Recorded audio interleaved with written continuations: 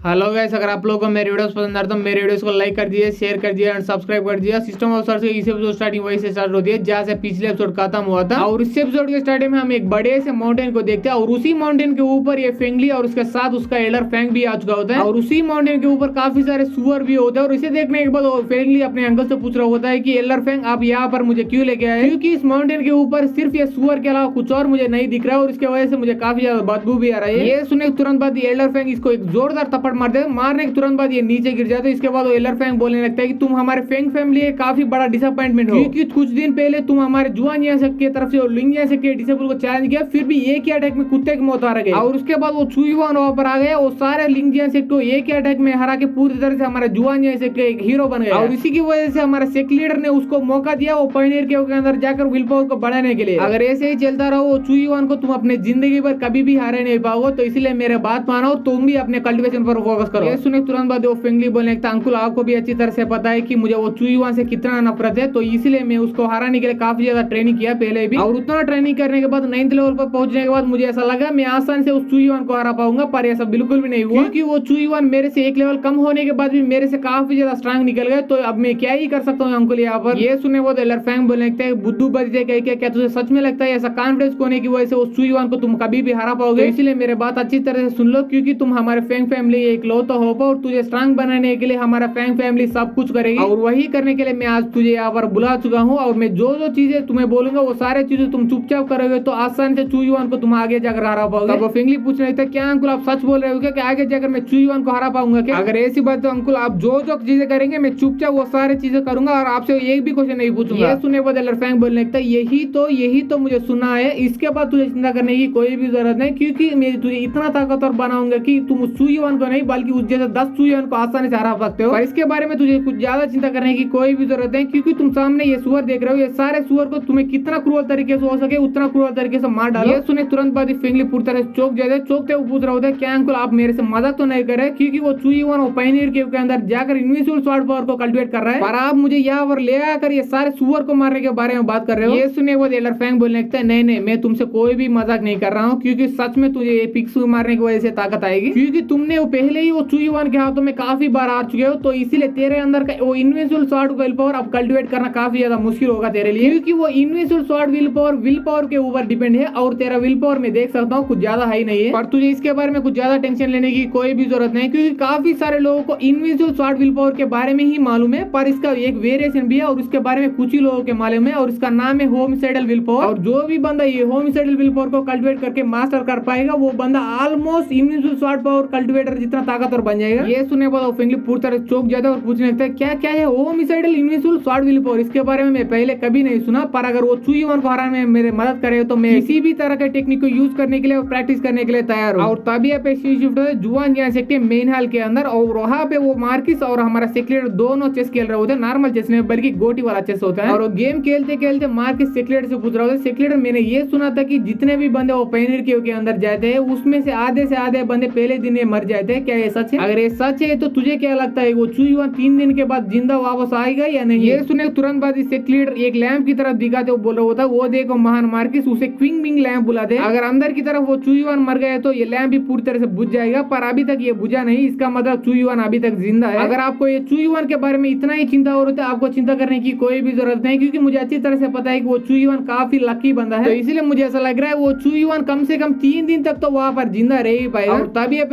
उसी पायनियर केव के अंदर चुईवान की तरफ, तब हम देखते हैं चुईवान वहां पर बैठकर अपना पूरा एनर्जी रिकवर करने में कोशिश कर रहा होता है, और इसके बाद वो अपने आंख खोल लेता है और इसके बाद वो अपने मन ही मन सोचने था, अरे बाप रे मैं इस केव के अंदर आकर पूरा 1 दिन हो चुका है, फिर भी मुझे वो स्वॉर्ड विल पावर का बिल्कुल ही पता ही नहीं चल रहा। अगर मेरे लक की वजह से वो स्वॉर्ड विल पावर मेरे सामने आ भी गए तो उसके बारे में मुझे कुछ भी नहीं पता, उसे कैसे टेम कर दिया, उसे अपने अंदर कैसे ऑब्जर्व कर दिया जाए और वो इनविजिबल स्वॉर्ड विल पावर को कैसे मास्टर कर दिया जाए, क्योंकि मैंने सुना था कि काफी स्ट्रांग कल्टिवेटर भी ऐसा इनविजिबल स्वॉर्ड विल पावर को मास्टर करने में काफी ज्यादा तकलीफ हो जाती है। और मैंने इसके बारे में ये भी सुना था कि काफी सारे स्ट्रांग कल्टिवेटर्स भी अपने पूरी जिंदगी भर इस इनविजिबल स्वॉर्ड विल पावर को कभी भी मास्टर नहीं कर पाए, पर ये सारे स्टोरीज भी अभी मुझे नहीं रोकने वाले, क्योंकि मैं इस केव के अंदर आ चुका हूं। अगर मैं यहाँ से निकलूं तो वो इनविजिबल स्वॉर्ड विल पावर को मास्टर करने के बाद ये सोचता ही चुईवान काफी मुश्किल से वहां पर खड़े हो जाते हैं, इसके बाद आगे बढ़ने लगते हैं, और आगे बढ़ते बढ़ते आपने जो भी बचा कुछ एनर्जी होता है वो सारे एनर्जी को चुईवान यूज कर रहा था, तभी उसके सामने कुछ ऐसा देख लेते हैं, देखने के तुरंत बाद वो पूरी तरह चौंक जाते हैं, क्योंकि उसके सामने एक बड़ा सा स्वाड आ रहा होता है और वो स्वाड आ रहा किसी और के लिए नहीं बल्कि चुईवान को अटैक करने के लिए आ रहा होता है। इसे देखने के बाद चुईवान अपने मन ही मन सोचने लगता है कि अरे बाप रे, ये पहले स्वाड आ रहा से काफी ज्यादा बड़ा और स्ट्रांग लग रहा है। अगर ऐसी बात तो यही वो इनकारनेट स्वाड आ रहा होगा। और सिस्टर भाई ने मुझे पहले इसके बारे में बताया, जो भी स्वाड कल्टिवेटर मास्टर इसके के अंदर बरी किया जाता उसका सोल बाहर नहीं जाता बल्कि यहाँ पर ही घूमते रहते। वो भी एक स्वाड आ रहा फार्म है और जो भी बंदा यहाँ पर आने की कोशिश करेगा उसको पूरी तरह से जान से मारने की कोशिश करेगी वो स्वाड आ रहा। पर मुझे यहाँ पर बिल्कुल ही नहीं मानना। ये बोले तुरंत बाद अपना जुआंडिया तलवार कर लेता है, लेने के तुरंत बाद वो इनकारनेट स्वाड आ रहा को ब्लॉक करने की कोशिश करता है, पर वो स्वाड आ रहा काफी ज्यादा स्ट्रांग होती है। इसके वजह से चुईवान उसको बिल्कुल भी ब्लॉक ही नहीं कर पाते। इसके वजह से वो काफी दूर जाकर ऐसे गिर जाता है, उसके वजह से पूरी तरह से बेहोश हो जाता है और उसको काफी ज्यादा चोट भी लग चुकी होती है। और थोड़ी देर बाद चुईवान होश में आ जाता है। आने के तुरंत बाद अपने मन ही मन सोचने था, अरे बाप रे, मुझे ये नहीं लगा था कि वो आ रहा इतना पावरफुल होगी। अगर मेरे पास ये सिस्टम से दिया गया ये जुआंडिया तलवार नहीं होता मैं अभी तक मर चुका होता। अब मुझे समझ आ रहा है कि इस केव के अंदर आने के बाद अवेकनिंग स्टेज वाले बंदे भी इतना आसानी से कैसे मर रहे हैं। पर मुझे यहाँ पर बिल्कुल ही नहीं मरना है, तो इसलिए मेरे पास अब कोई चॉइस ही नहीं बचा। मास्टर से सिखा दिया गया ये वज्र प्रोटेक्शन रूइन को यूज करने के अलावा। ये सोचने के तुरंत बाद ही वो वज्र प्रोटेक्शन रूइन को यूज करके उसके चारों ओर ऐसा एनर्जी से बना हुआ शील्ड जैसा बनने लगता है। और वो शील्ड को बनाने के बाद चुईवान सामने की तरफ बढ़े जा रहा होता, तभी हम देखते हैं वहाँ पे काफी सारे इनकारनेट स्वाड आ रहा आ चुके होते और आने के तुरंत बाद चुईवान पर अटैक कर देते हैं। और शील्ड के वजह से वो सारे इनकारनेट स्वाड आ रहा वो चुईवान को कुछ भी बिगाड़ नहीं पा रहा होते। और इसे देखने के बाद चुईवान अपने मन ही मन सोचने लगता है, मुझे पहले ये लगा था कि ये केव के अंदर मैं सिर्फ अपना स्वाड टेक्निक यूज करूंगा और अब मेरे पास और कोई चॉइस ही नहीं बचा ये रूइन टेक्निक को यूज करके अपने आप को बचाने के अलावा। और ये सब सोचता सोचता वो अपने शील्ड को यूज करके सामने की तरफ ऐसा बढ़े जा रहा होता है। ऐसे पूरा एक दिन बीत जाता है और वो पूरा एक दिन चलता चलता चुईवान काफी दूर ऐसा आ चुका होता है। आने के बाद चुईवान अपने मन ही मन सोचने लगता है, चलो भाई वो इनकारनेट स्वाड अब मुझे अटैक करने के लिए यहाँ पर नहीं आ रहे। और उसे देखने के बाद मुझे ऐसा लग रहा है वो इनकारनेट स्वाड आ रहा सिर्फ उसी स्पेसिफिक एरिया के अंदर रह पाएगी, उसके बाहर बिल्कुल भी नहीं आ पाएगी। अगर ऐसी बात तो मुझे भी आगे तरफ बढ़ते रहना चाहिए और आगे जाकर मुझे ऐसा लग रहा है इससे भी बड़ा खतरा आने वाला है मुझ पर मैं उसे खतरे से डरकर यहाँ पर बिल्कुल भी नहीं रुकने वाला या वापस लौटने नहीं वाला। मैं सीधा जाऊंगा वो इनविजिबल स्वाड विल पावर को मेरा बनाऊंगा। ये सोचता सोचता वो चुईवान उस पायनियर केव के अंदर और भी जाने लगता और तभी हमारे ये एपिसोड ये पर खत्म हो जाता है। अगर आपको ये एपिसोड पसंद आए तो ये एपिसोड को लाइक कर दिए, शेयर कर दिए एंड सब्सक्राइब कर दिए and thanks for watching guys.